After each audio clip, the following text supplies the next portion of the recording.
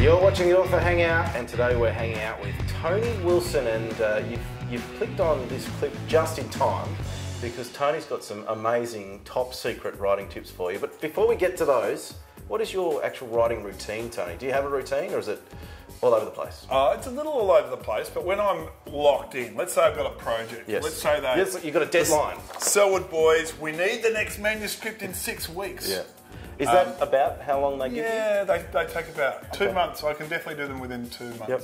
Yep. I aim to try to write about 800 to 1,000 words a day. A day? Wow. And I do that at a place called the Abbotsford Convent. It's where nuns used to live. Oh, really? Yeah. It's got like Sound of Music. I've got a little Do you break into song? I've got a little nuns room down there. Right. And a computer. And I write straight into the computer. No handwriting for me. Okay. In fact, I've almost forgotten how to handwrite. Yeah, I try to do the letters and they drift off to the side. But tip one, work consistently. Consistently. So that might mean that for you, if you're a kid writing a book, that the chance you get to write is a Saturday morning or a Saturday afternoon. And you're going to set yourself to write 300 words every Saturday afternoon. Yep. And if you did that for a whole year, you would have 15,000 words. That's right. You're ready to go. You've got a book as long as this. Yep.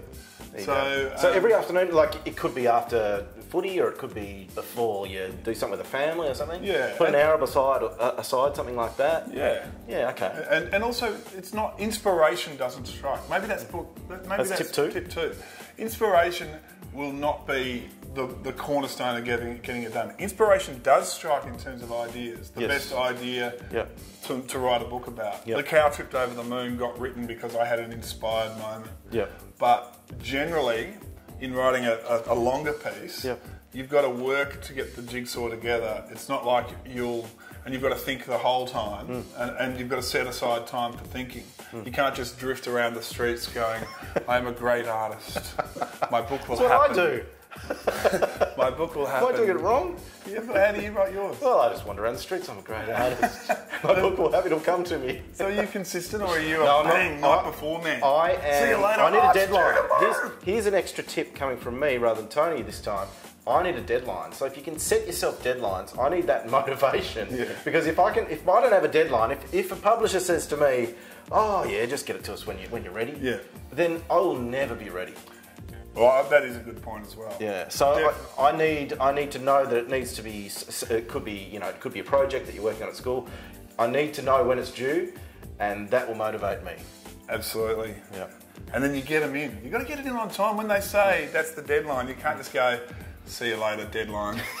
That's right. It was nice knowing you. It was nice knowing you. I'm going on. I'm forging on without you, deadline.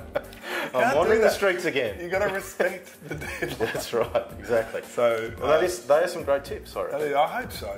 Do you have anything else? Yeah. The tip I always give kids is that you may not be the speller in the class, or even the mathematician in the class, or you may not be you might not even write the loveliest little recounts of your weekend or whatever. This is good. Yeah. But the people that do well at our game are people who can really have fun with stories, and it's about imagination. Yep. A lot of kids don't feel confident with their English, and they don't feel confident with their spelling, and they feel like they're not good at it. But the thing they're good at is the hard bit. It's the hard bit of saying, "Oh, what if this happened?" Yeah. That's a very, very good tip. It's not about the grammar or the spelling, it's about the actual heart of the story. So. And then let spell check fix it up when you're our age. Exactly. What do we do without spell check? We would have been all out of work. Tony, terrific tips for the kids. Thank you for that. We're going to come back with part 3, where some kids have actually sent in some questions for you, and one of them is actually a challenge. You up for that? I think so, probably. We'll see. Coming up, your questions, including a mad footy challenge for a footy mad author.